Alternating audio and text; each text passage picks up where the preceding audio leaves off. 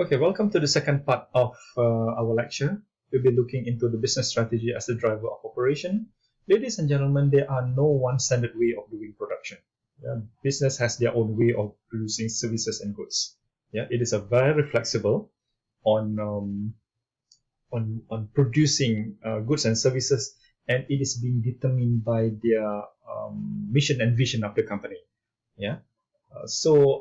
Basically, there are four types of strategies on how to win customers by using operation capabilities. And not only marketing, operations also can win customers' heart.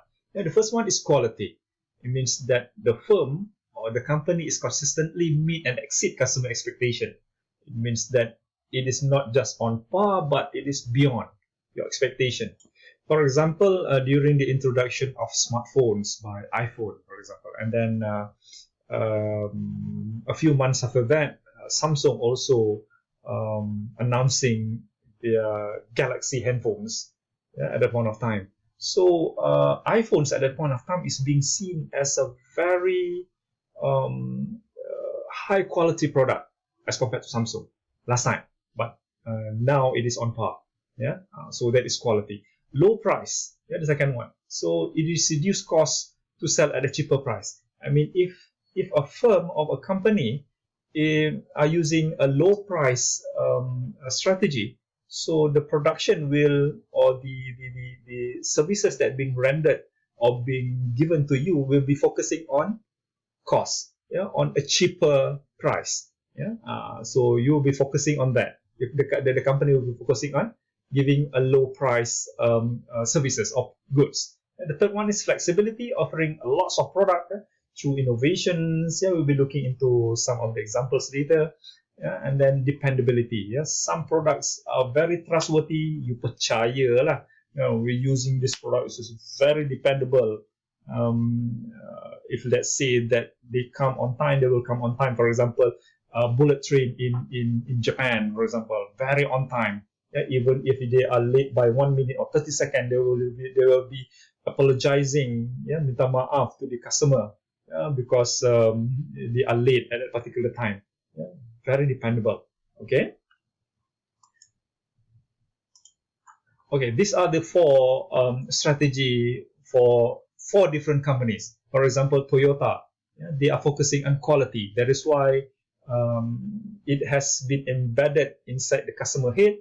Say the car that made by Toyota is performed reliably and have an appealing fit and finish and consistently meet or exceed customer expectation at a competitive price. Not just not focusing on low price, but at competitive price. It means that when people are buying Toyota, yeah, they are actually looking for quality and reliability, yeah, because they know that. That is why Toyota has been using quality as their strategy of attracting customer.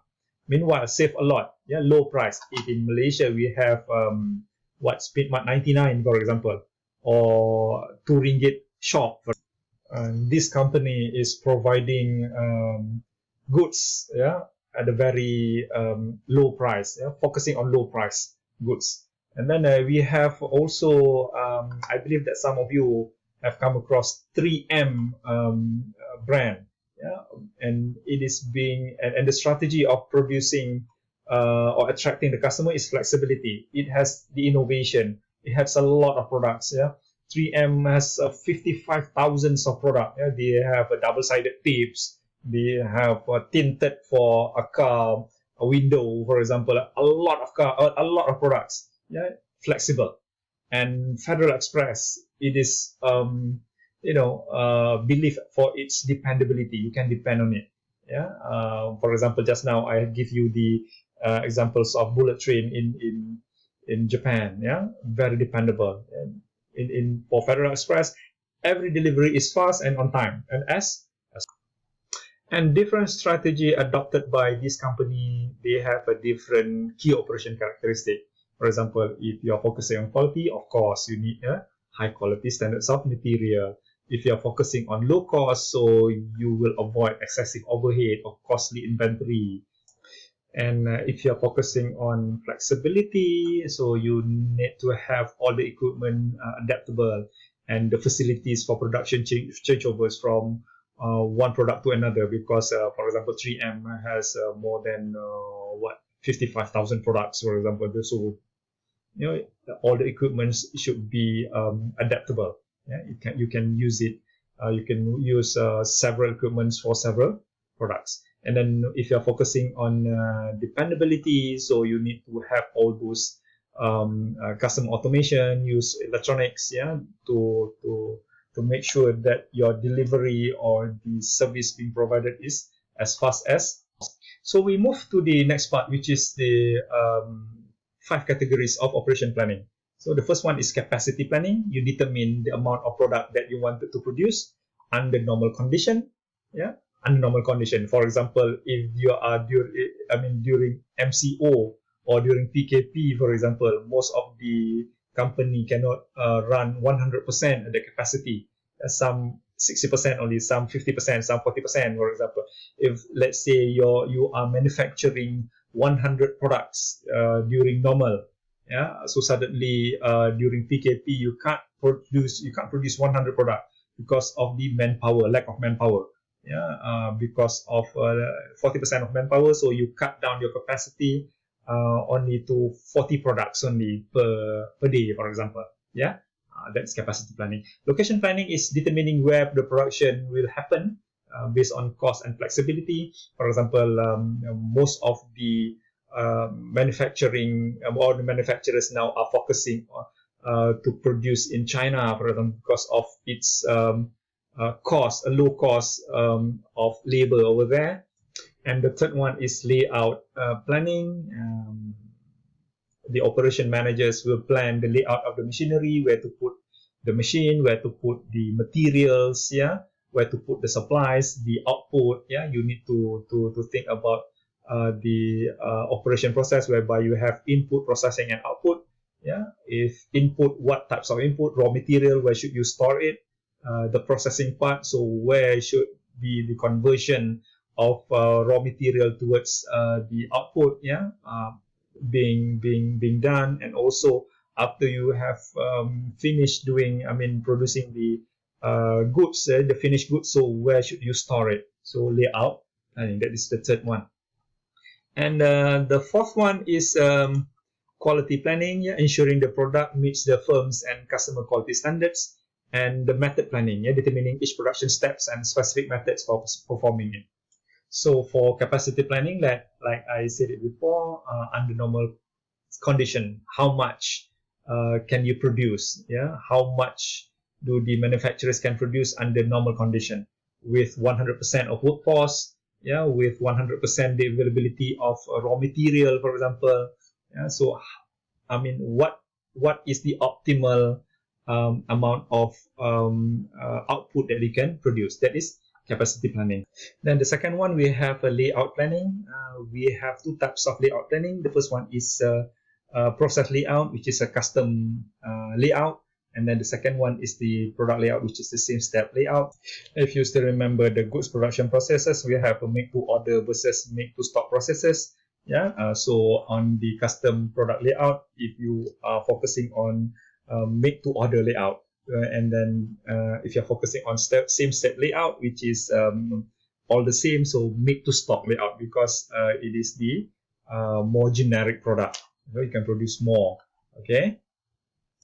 And for same step layout, we have 2 types of same step layout. We have assembly line layout and fixed position layout. Assembly line layout, it is a same step layout in which a product moves from step to step, through a manufacturing process, from a conveyor belt. So let's say if you are producing a car, for example, firstly we fit a door, and then after that we spray it, and then we put a tire. That is assembly line layout. And then we have a fixed position layout, whereby the labor, equipment, and materials and other resources are brought into the geographic location where all the production is done. For example, during an operation, inside a hospital, whereby all the experts, all the doctors, all the nurses, and all the equipments are bring into one room, the operations room, and all those operations is being done at one place. So that is a fixed position So this is the example of process layout or a service provider. For example, inside a hospital, for example, you come inside the hospital, and then you go, firstly you go to the reception, and then you go to the waiting area, and then if let's say you wanted to do an x-ray, so you just need to go to the radiology and then follow the sequence. You do not need to go to the pharmacy or neurology or other departments. So that is the process layout. Meanwhile, for the product layout, you need to go step by step. Yeah, this is for services. For example, if you wanted to wash your car, for example, yeah, so you need to go from one part to another, yeah, to wash it, and then lastly, hot blower and hand wipe and all the clean before the car is being handed back to you.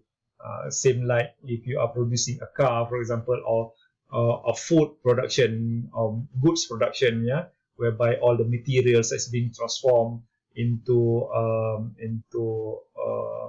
finished products. And lastly, they will be sent to the warehouse. So that is a product layout. Okay, the fourth category of operation planning is the quality planning. So it is a combination of characteristics of a product and services that bear on its ability to satisfy or stated implied needs. When we wanted to define the terms quality, it is very subjective actually. But basically it is based on performance and the consistency of the product. For example, if you are buying an iPhone, yeah, and you perceive that when you buy an iPhone, you can take a very nice picture, the performance-wise. Yeah, so you buy, then you buy the phone, and then you take a picture, and then it satisfies you. So it is performance-wise, and then you say that iPhone is very high quality. Consistency, meanwhile, is the dimension of quality that refers to sameness of product quality from one unit to another. Consistent from one iPhone to another. From iPhone 7, if your friend is buying iPhone 7 and then other friends also buying iPhone 7, it is consistent with the performance, yeah, that you perceive. Or the consistency in performance from iPhone 7 up until iPhone 10 or iPhone 11, for example, or the newest iPhone, I do not know. And then it is the performance is consistent. Yeah? Same product quality or higher, yeah, consistent in providing the perceived performance. So that is being determined as quality. Okay, the fifth one or the last one is the method planning. Yeah, in designing operation system, we should identify each production step and specific methods of producing it. So this is done because we can reduce waste and efficiency in manufacturing goods and services. And then this is again done through two types of methods planning.